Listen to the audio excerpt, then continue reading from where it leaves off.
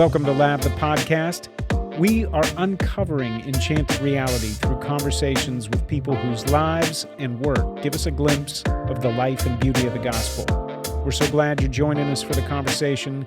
Lab, the podcast starts right now.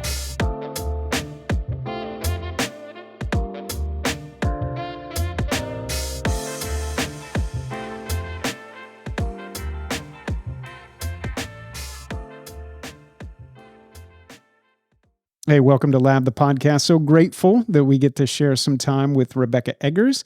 Rebecca is a guest who comes from Portland, Oregon. She grew up in the Portland area. She's now in Bend, Oregon, but she attended Seattle Pacific University, earned a degree in psychology, and initially worked in the mental health field as a case manager for at-risk youth before going back to school to study sign language interpreting.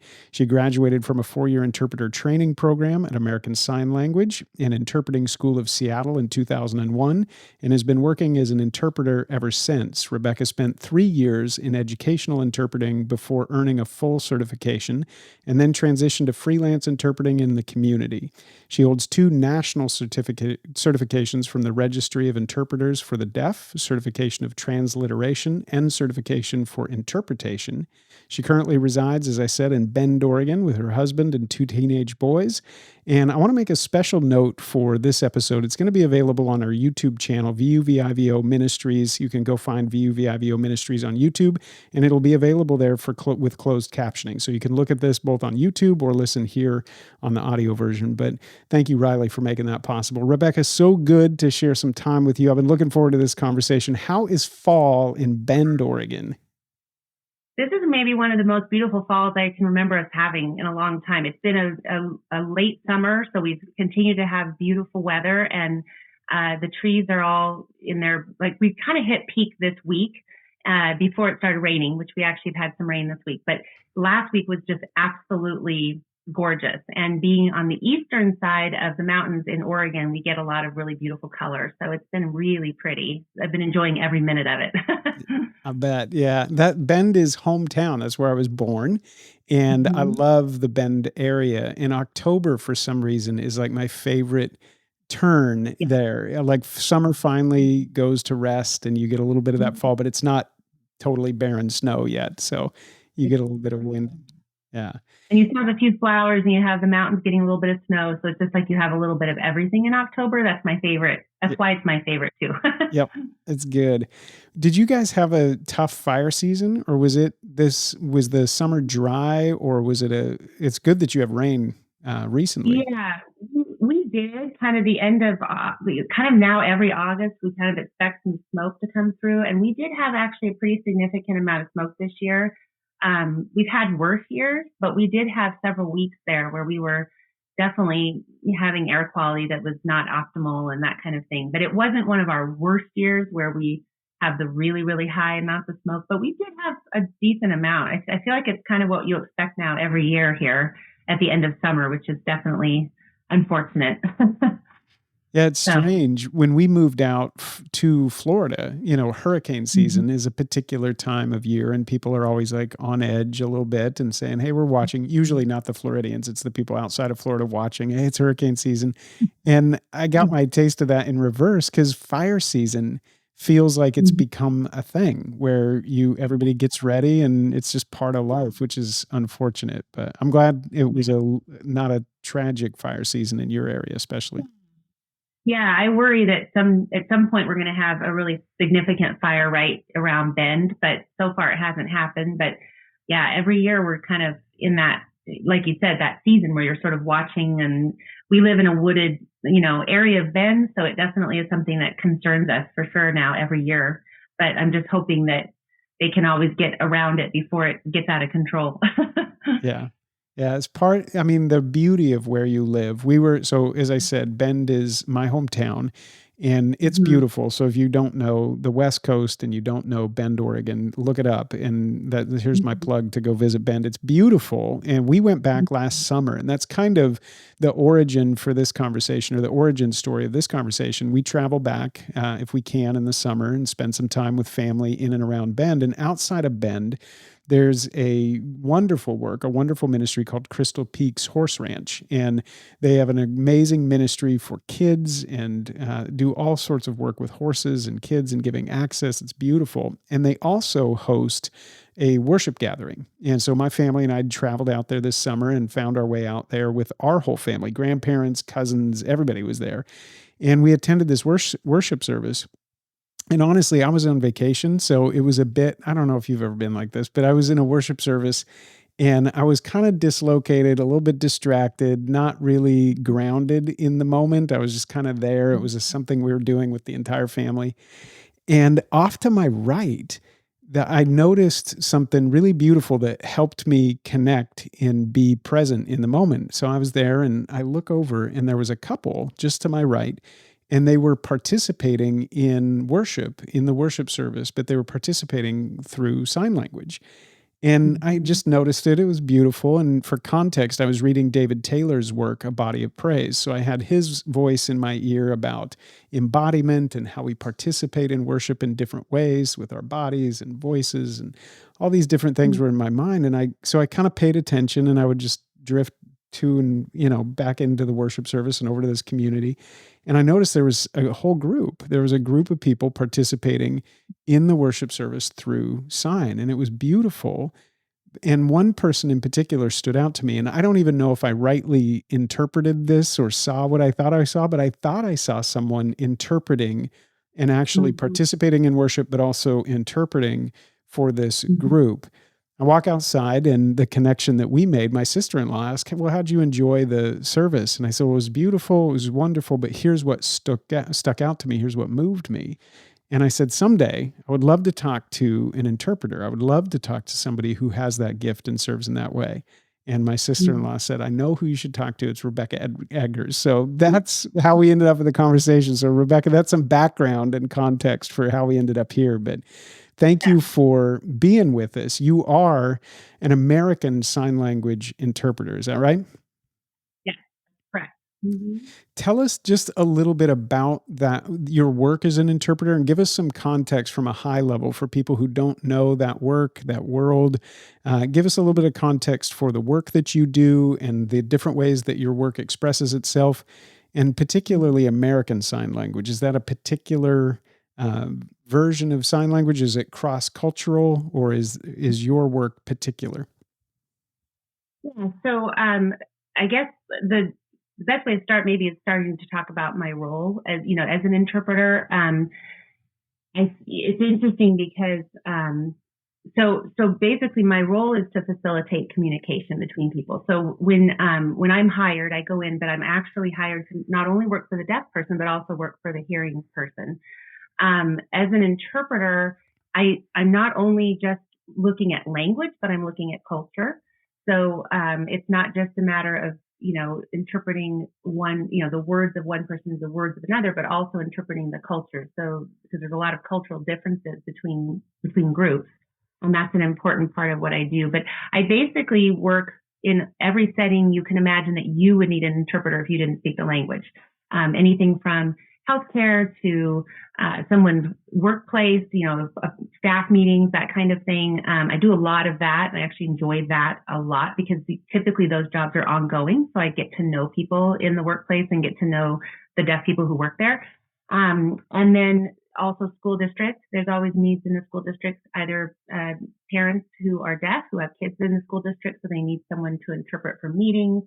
And then we also have some staff in the school district in Bend who are deaf, who need interpreters for various things. So yeah, I pretty much am kind of everywhere. And so when people say, well, where do you work? It's really kind of everywhere. I've been at the birth of a baby. I've, interpreted for someone who was told they had terminal cancer. I mean, it's sort of along the spectrum of every human experience, really, that people have. And that's something that is an honor, and it's challenging, but it's also part of what I love about the job is that it's so varied, and you are able to be in so many different settings and learn a lot about people and what they do and how they live, and and the things that they're struggling with and the things that they're up against. And mental health is another area that I have done interpreting in, and that's an area that like you said before, I graduated from Seattle Pacific University with a degree in psychology, and my first 6.5 years was working in mental health as a caseworker. So I have that background. And so I also really enjoy interpreting in that world because it's a language I know pretty well. But it's also another challenging place to be because again, you're in a lot of circumstances that are very sensitive, I would say, with that and with healthcare, especially.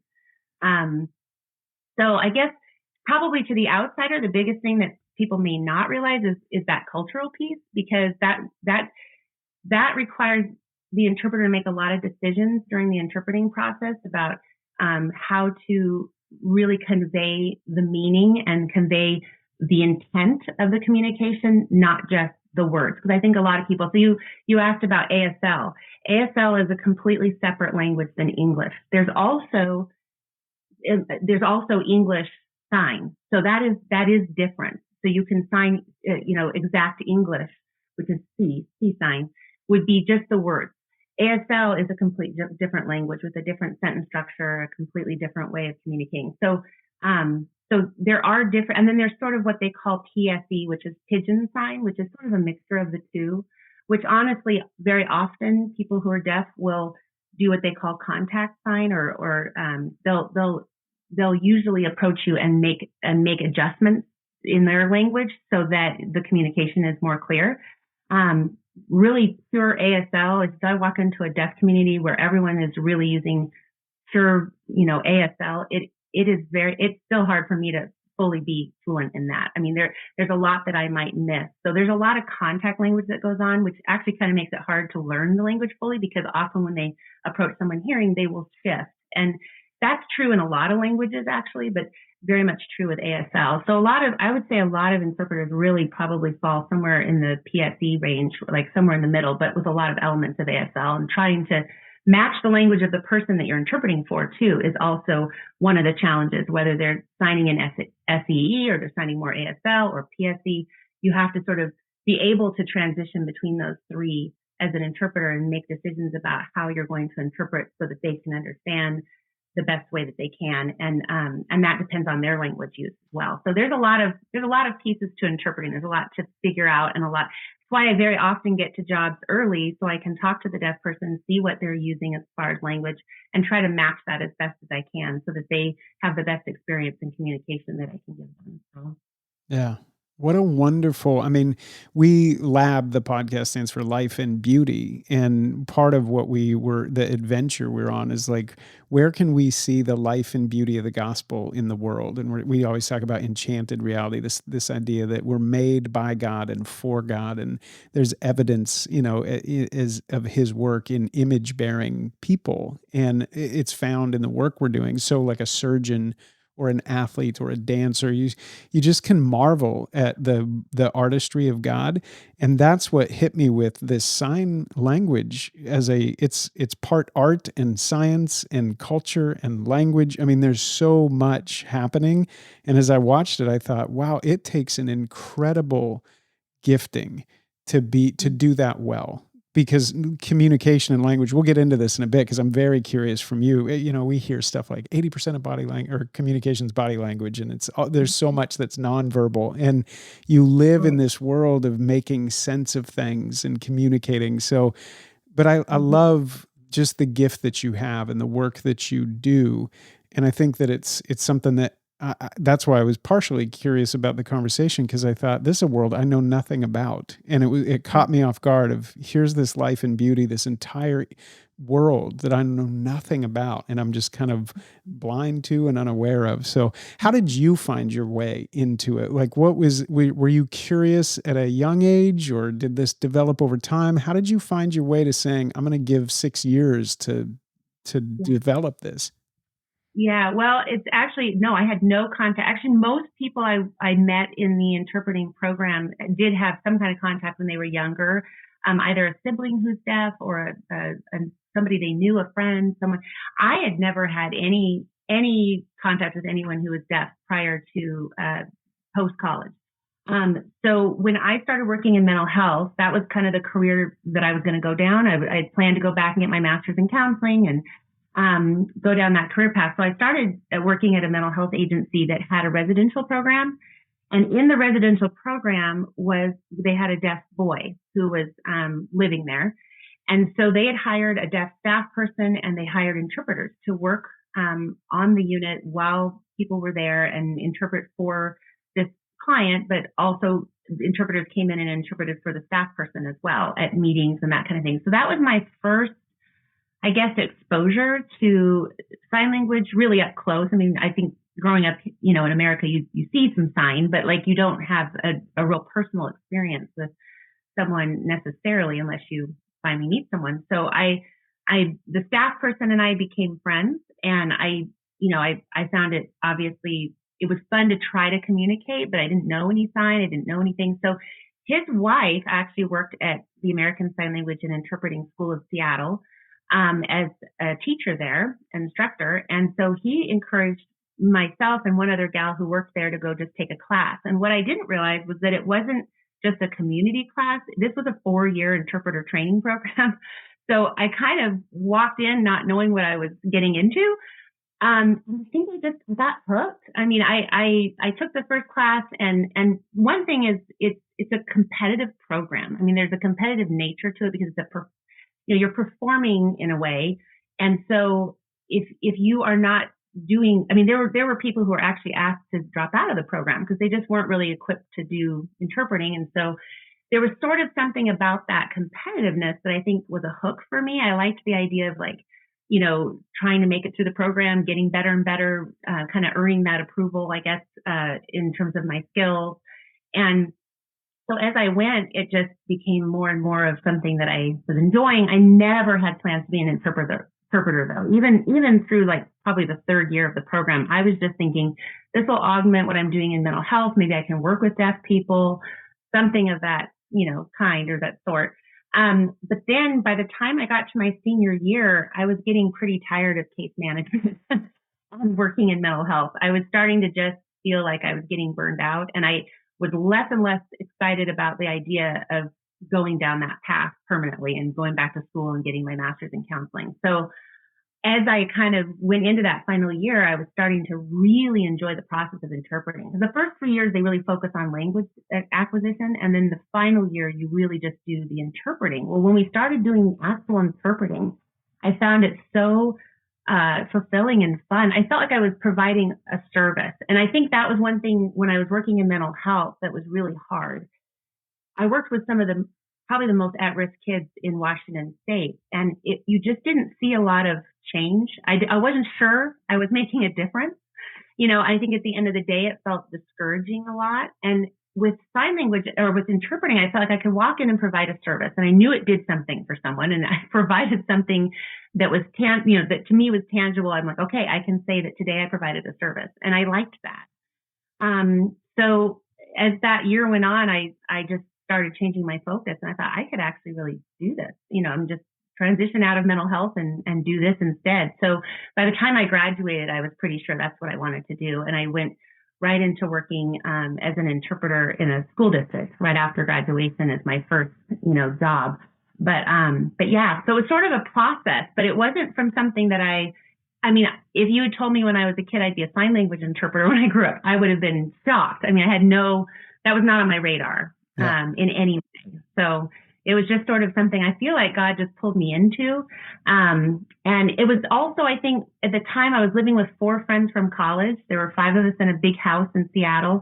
And it was sort of my thing. I think I liked that too about it. I could go and do this thing that no one else knew anything about. It was sort of my own world that I entered that was a fascinating and really cool, experience, and getting to know deaf people and getting to know their culture was fascinating to me and fun. And it's just it's a very warm, there's parts of it that are very warm and very, I love the storytelling and all the aspects of deaf culture that are somewhat different than our culture as a hearing culture. So it was just a really neat experience. Yeah. Yeah. It's crazy. I love that story we just talked to a guy who went to Columbia, thought he was going to go into finance, did go into finance, ended up giving up his finance career and became a pastor and is serving. And he said almost the same thing. Like, I wouldn't have predicted that. And yet Mhm. you said God drew me into that world, and here you are. And now you're being shaped in so many ways and impacted by deaf culture. You mentioned that word, deaf culture. What are some of those things? You just said there's things about deaf culture that are very different from the hearing culture. What Mhm. are a few of those things that, having spent time and immersed yourself in that part of the world, that you would say, I never knew? Yeah. Well, for one thing, I think kind of the idea that where you are is more important than where you're going, I would say is maybe one way I would describe it. And I have a hard time, I don't want to speak for deaf people or their culture, but this is just my observations.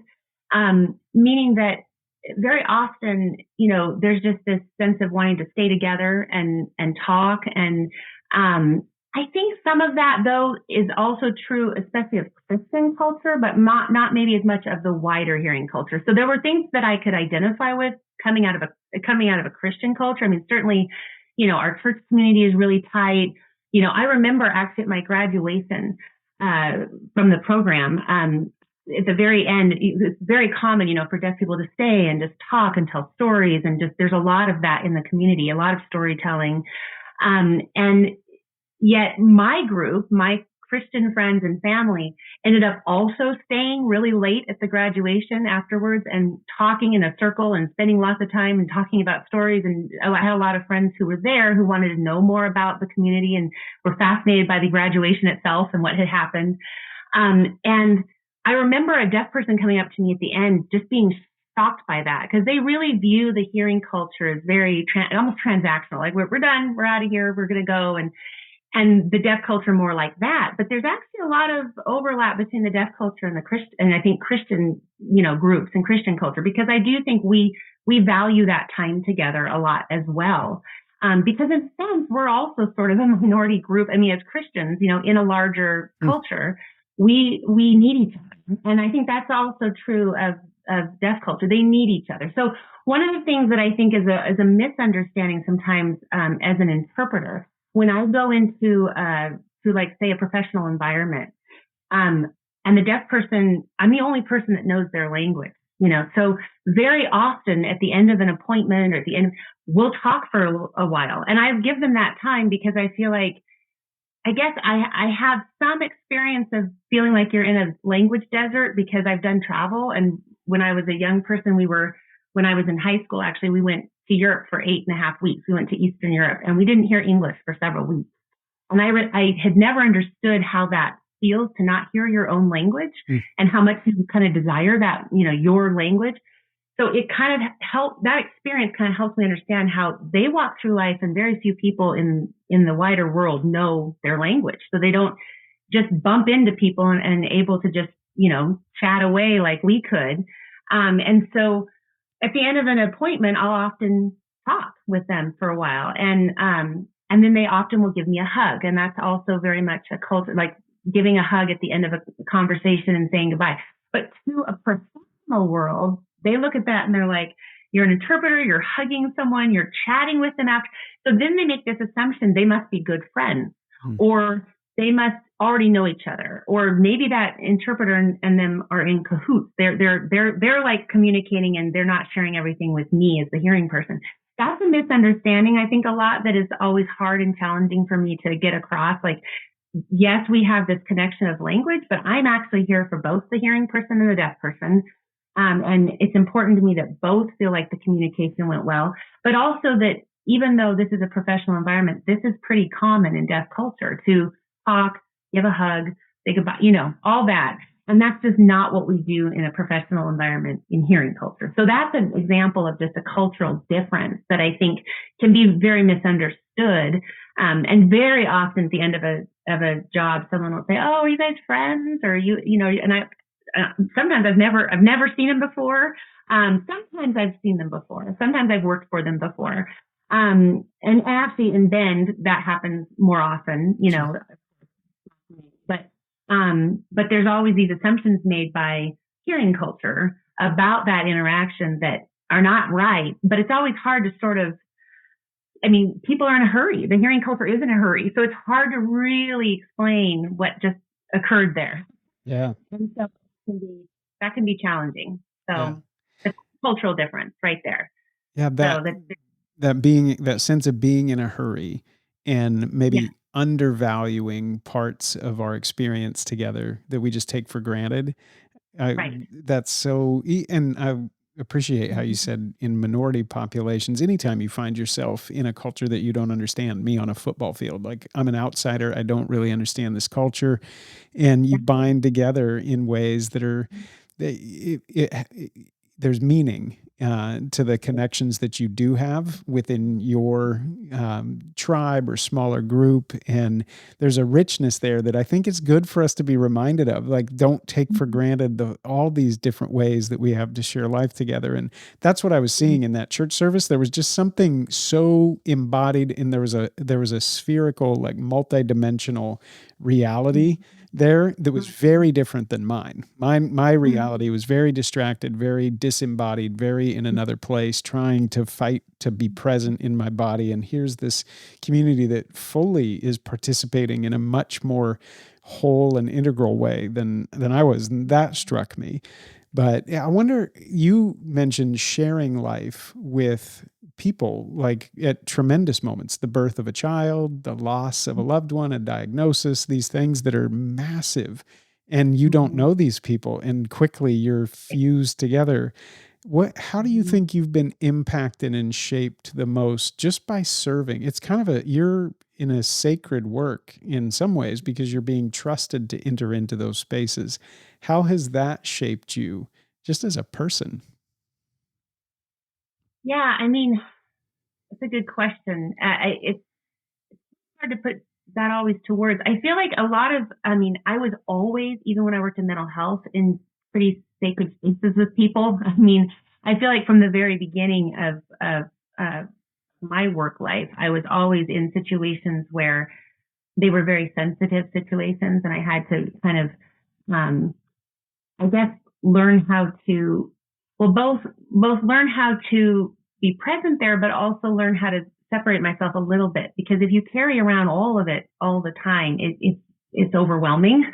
And there's actually workshops for interpreters who kind of carry secondary trauma because they've been in situations that are so traumatic with people, whether it be accidents, or there's all kinds of things, and so it's there's sort of this balance between being fully present and being there to provide my service and make it the best, hopefully, communication that I can to reduce whatever trauma is already happening, but also not carrying it with me too heavily because it's just not possible, to continue to do it if you're in those situations a lot. And like I said, I learned that more working in mental health because it was so much heavier, I think.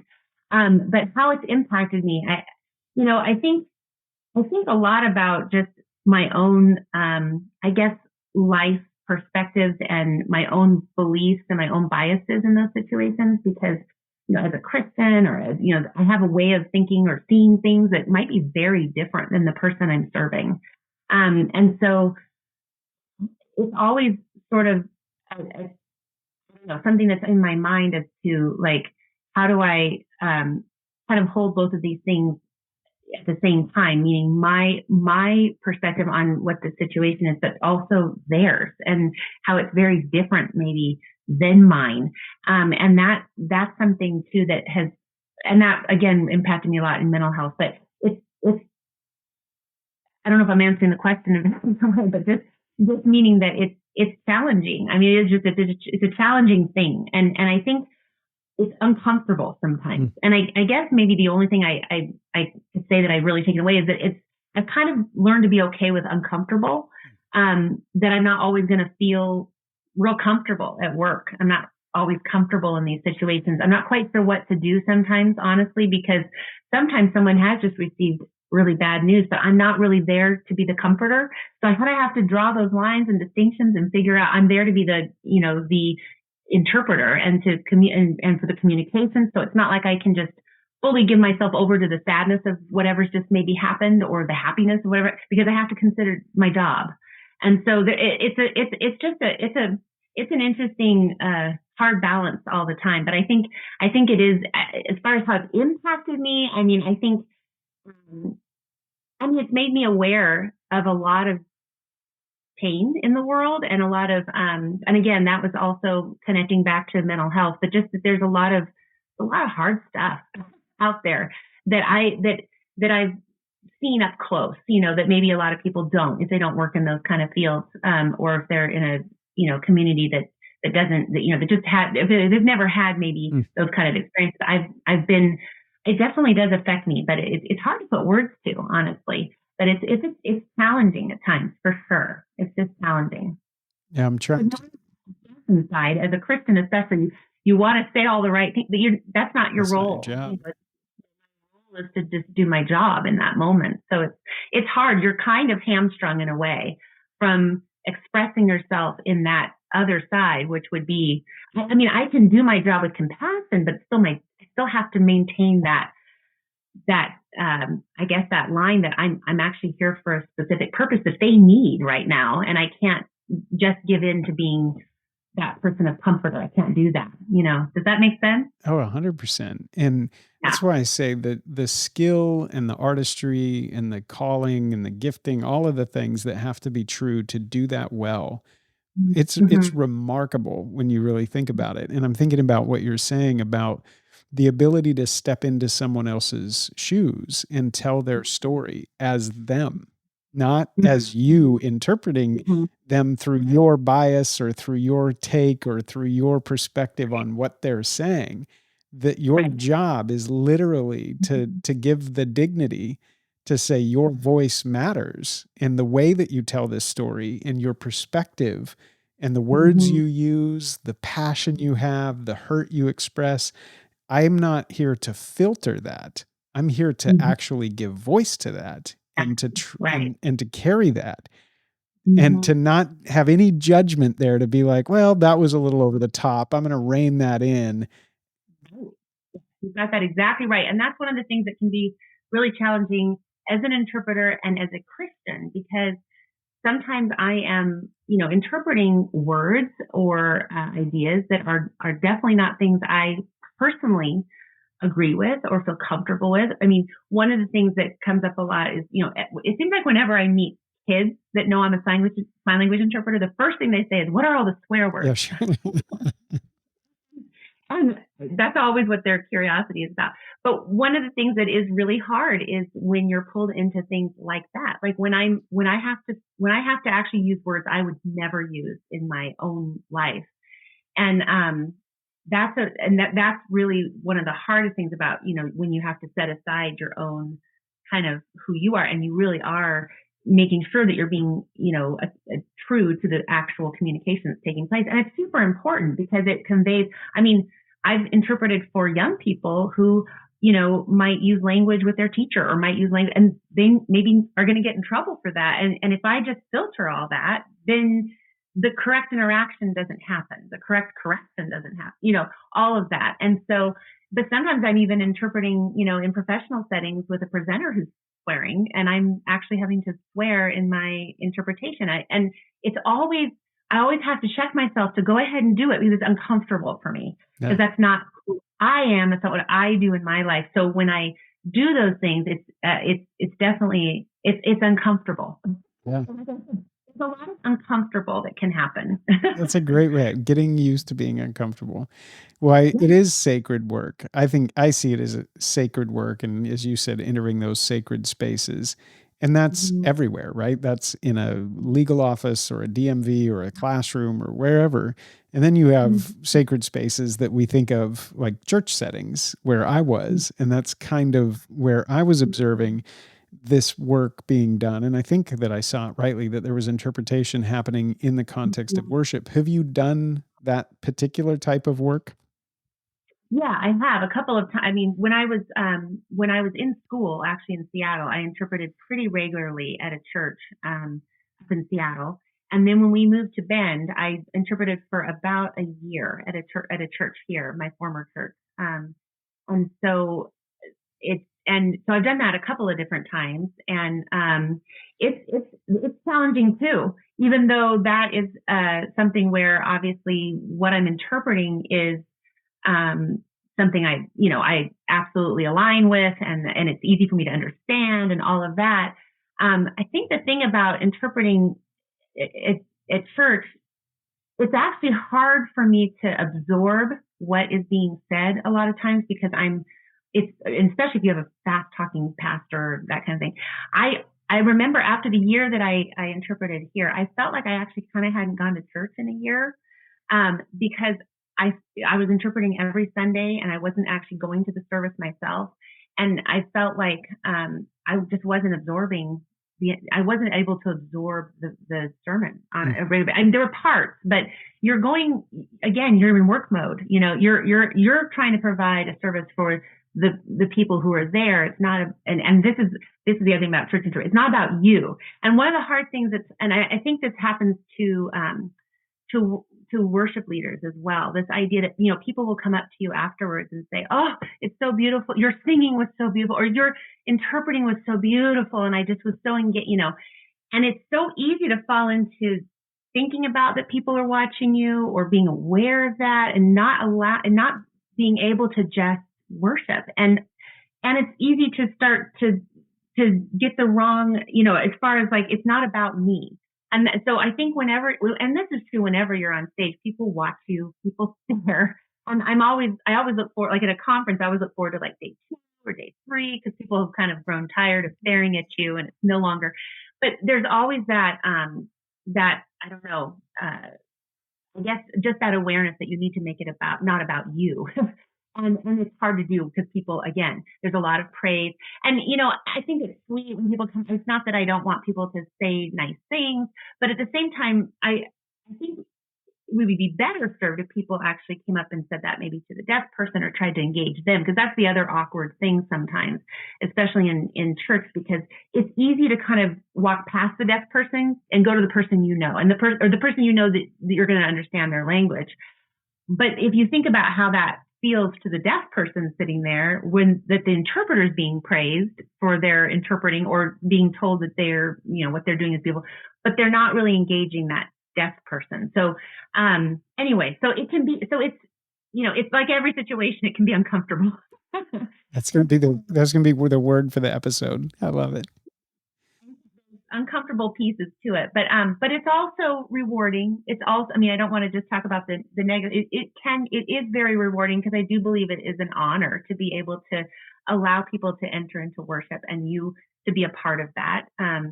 Just like if you were, like I said, a worship leader or something, you're given a responsibility there that's quite an honor to do. And I did always feel blessed by it, but I didn't necessarily feel like I was able to worship in the same way I would if I was just in the audience and able to just let go and just completely worship God. I think there's a part of you that's always sort of working, and you're thinking, and you're, because interpreting is a very,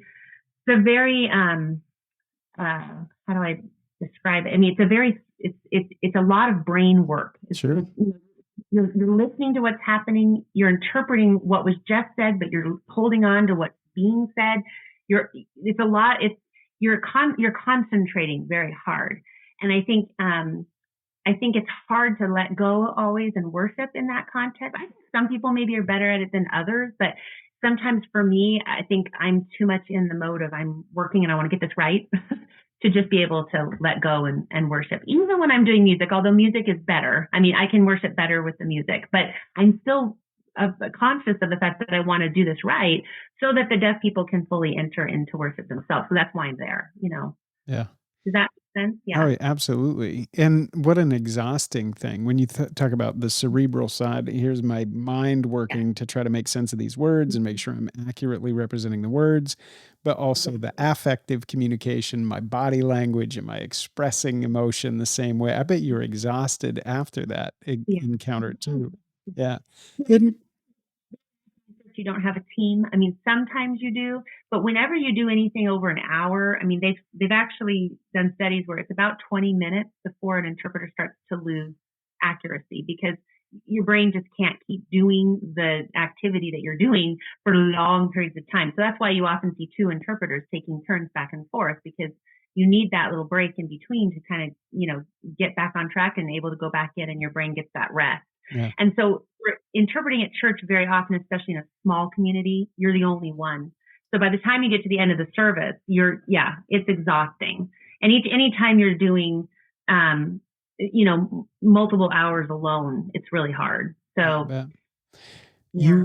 You said something really important that I want to circle back to, and in the time we've got, I want to honor your time. But this idea that it's easy to connect with you, maybe as the interpreter, as a hearing person, I'm going to make that connection, and there is something beautiful taking place in the way that you're serving and all the things that I saw, and I can, even with that well-intentioned move, actually ignore and not see. We talk a lot about seeing people through. Martin Buber did a great work on seeing people not as an it, objectifying people, not even seeing them as a you, like the other, but really seeing people through a thou lens, like with dignity. You're seeing with dignity. And so you said that that can so easily happen.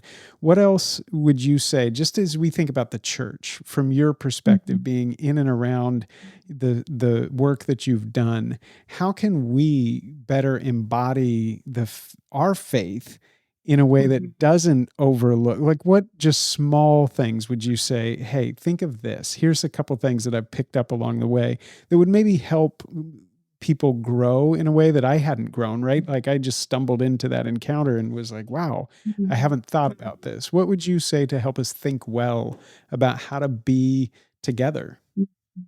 Well, yeah, and I mean, the starting place, I think, would be just being as inclusive with people when they come as you can. And sometimes it's hard to approach someone if you don't know their language, but that's kind of the place to start, and, start to learn a little bit, just enough to say hi on Sunday morning. If you have deaf people as part of your congregation, making sure that everything you do, I mean, if they literally go to your church and they're part of that group, then everything that you do,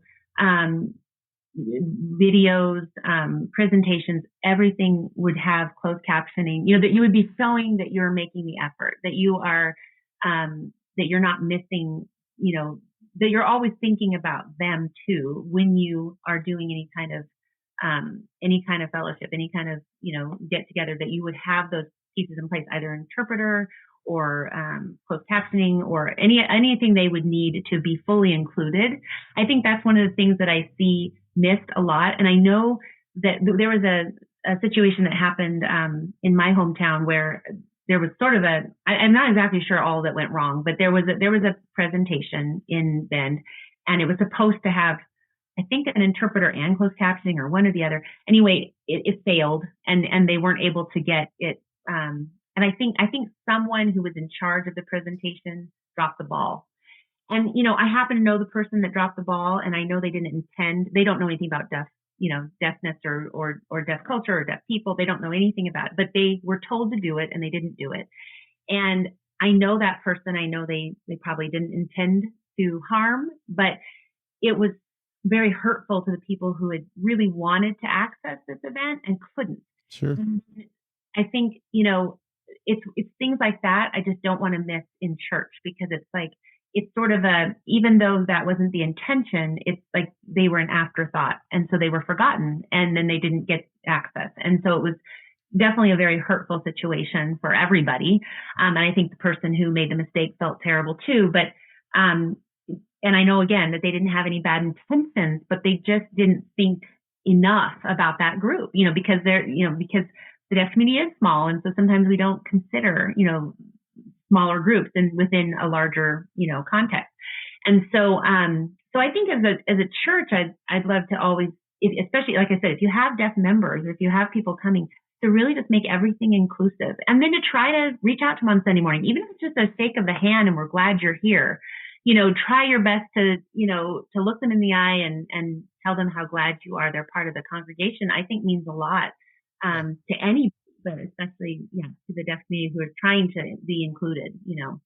Yeah, what a great reminder that just there's something at stake, especially in the church. Like, this should be true everywhere, But Absolutely. particularly in the church, we should be saying, okay, let's Mm, slow down enough to say who is participating and how are right. people able to participate. And Hmm. not just for the deaf community, but let's just take enough time to ask the question, like, how do we make sure that everybody has access? I mean, this Right. is directly related to justice. If you think about kind of the three classic ways of thinking about distributed justice, like, Right. the whoever's over the authority giving justice to everyone, and then the community justice between, and then something Yes. has to be rightly given to each individual. I mean, Mhm. if we're a just community as the church, those things would be visible in these simple ways that maybe we're missing. So what a great reminder. I could talk. This is so helpful. We could keep talking for days and days and days, but I want to honor the time that we set. But I have to ask you this. Just you go home and you're also a mom, you're also a Mhm. wife, you have a life outside of interpreting. What have you learned? Just like give me the lightning round. What have you learned about communication just as a person now that you've Mhm. spent time really being so thoughtful about how do I listen well? How do I think about emotion well? What would you Right. say that you've taken away and you've said, you know what, this has actually changed the way I communicate, and I'm more intentional about these things when I'm talking to my husband, my kids, my neighbor. I mean, I don't know if it's as much that I'm more intentional about anything in particular, but I know communication is complicated. Communication has a lot of different levels, and there's a lot of different that something can be easily mistaken if it's in terms of intention. I know all that because I deal with that all the time. And thinking about how to make communication as clear as it can be is kind of the top of I mean, before I walk into any job, I typically will pray, Lord, please help me to make this clear for both parties so that the communication goes well. So I guess I don't know if it's changed what I do in terms of my own communication. I mean, I try to be very clear myself. I try to think about intention and what maybe someone means by what they're saying, but I don't know if I can exactly say I've changed something because of it, but at the same time, I think about communication all the time. So it must be influencing what I do. I don't know. But I am somebody who likes to confront things head on, which I think is um, is a good thing. Being an interpreter because and especially because another kind of hallmark of the deaf culture community is directness. They tend to be more direct than we are in the hearing community, and I tend to be more direct. So I think, especially with people I'm close to, I mean, but just confronting things that bother me or confronting things that are on my mind. That's always been me, and so that fits well. Um, but yeah, I would say I just have an understanding that communication can be very complicated, and I've seen it go very wrong. I've certainly failed many times to get the communication right, and have always been able to go back and go, okay, what would I do differently next time? How can I make that better? And I'm always that's just always on my mind when I'm walking into any kind of interaction. I'm like, how can I make this interaction the most accurate as it can be so that both people feel heard, both people feel like their intention was communicated. And so I guess because that's always in there, I mean, I hope I do that in my personal life. I mean, I think I do, but it's different because again, when I'm interpersonal with people I love and know, I'm not necessarily thinking about it in the same way as I am when I'm interpreting because it's a different thing. But yeah, I think it's so clear to me how communication can go wrong very quickly, and so I would say that's been probably the thing that is with regards to communication has made the biggest impact on me. It's incredible how just a small thing can be totally misunderstood, and then we're off on the wrong. Yeah. And that has happened many times when I'm interpreting, and I have to bring it back. So. Yeah. Wow. Yeah. That there's the saying, clear is kind. And as I'm Mhm. listening to you, I'm thinking unclear is costly. Like you've seen Mhm. 100 times, if somebody misses something, even in a legal thing, you have to get it right. Unclear is costly and clear is kind. And just Mhm. this is why I was so excited to talk to you. I mean, Yeah. dignity, justice, the Yeah. thoughtfulness and the intentional communication, all of this is so good. What were you going to say?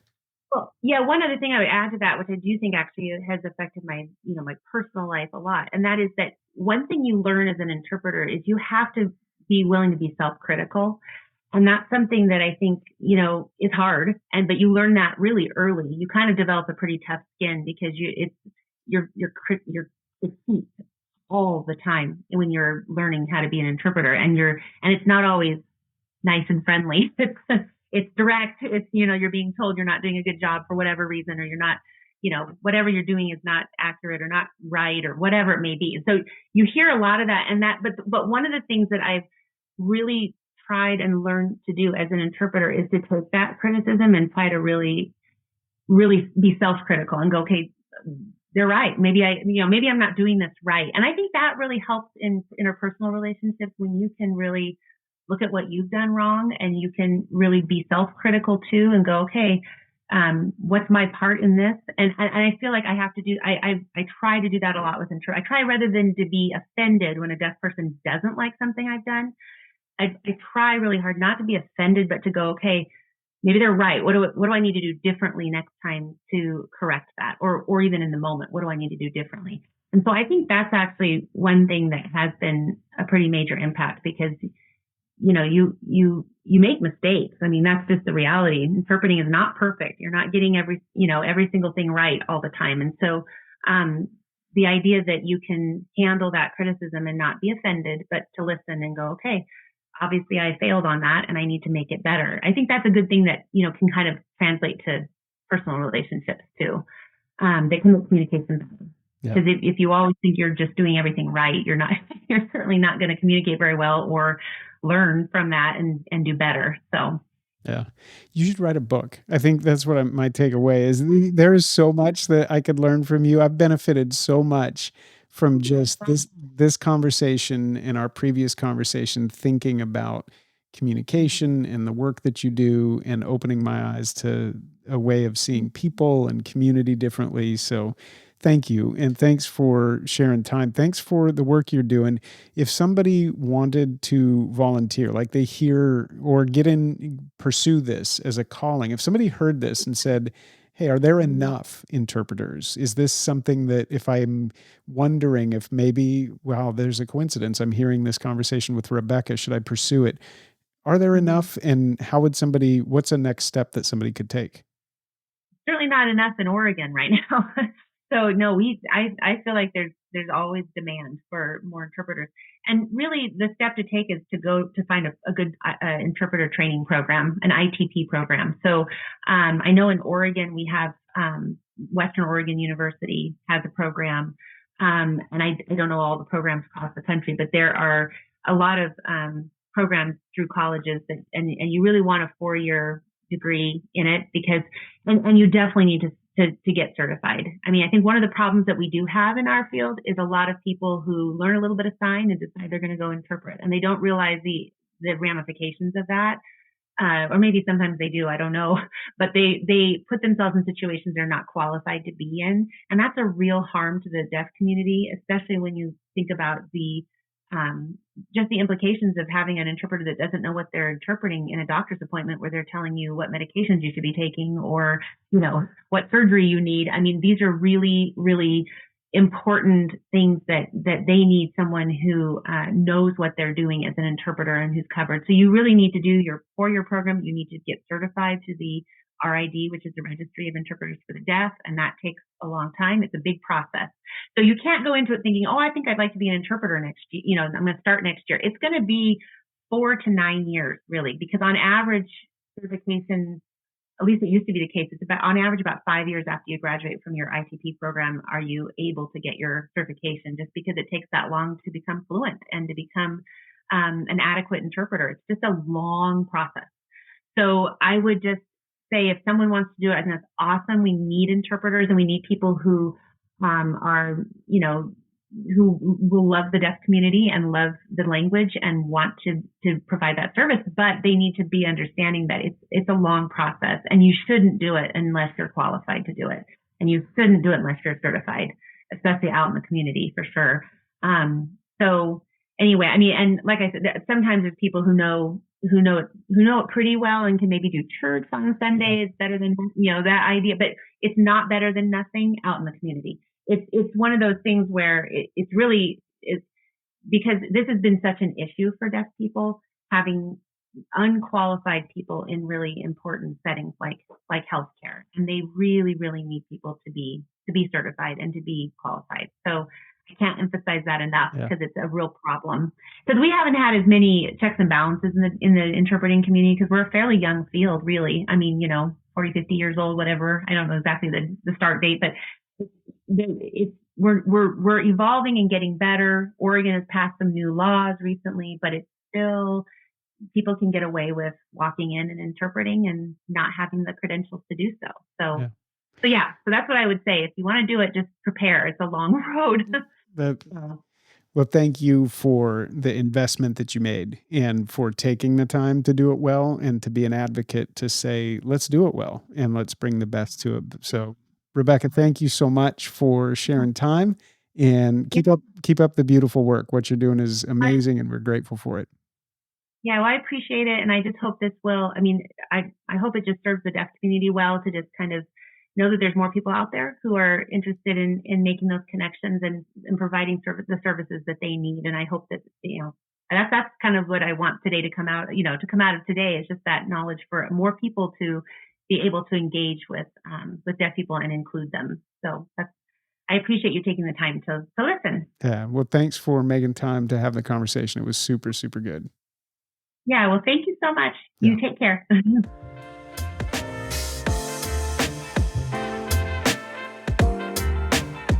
Thanks for joining us for the conversation. Remember to like and subscribe to Lab the Podcast, and visit vuvivo.com to help us uncover enchanted reality. We'll see you next time.